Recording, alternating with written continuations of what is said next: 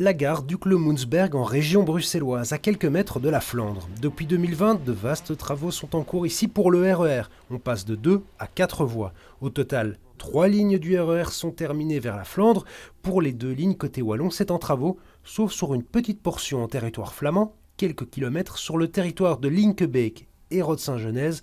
Ici, en effet, c'est le calme plat. Infrabel doit, avant de déposer un permis pour le passage de 2 à 4 voies sur le tronçon flamand entre Rode et Linkebeek, avoir le GRUP. C'est le plan d'aménagement du territoire régional en Flandre.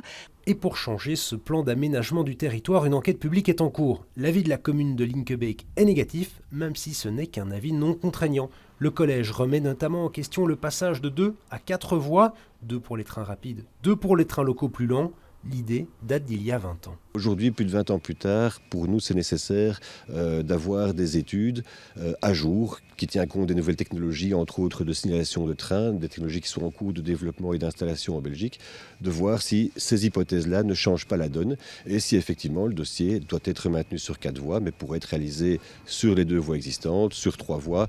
Pour Infrabel, les 4 voies sont indispensables. C'est d'ailleurs comme ça qu'on a fait pour tous les autres tronçons du RER. Si on reste à 2 voies ici à Linkebeek, on va avoir un effet d'étranglement, un goulot d'étranglement, puisque les plus de 200 trains qui passent sur la ligne par jour vont se retrouver dans une sorte d'entonnoir et cela va avoir un effet néfaste pour la fluidité du trafic. En tout cas, l'avis négatif de Linkebeek n'est aucunement contraignant. C'est la région flamande qui aura le dernier mot sur le plan d'aménagement du territoire. C'est prévu pour l'été. S'il est positif, viendront ensuite les permis.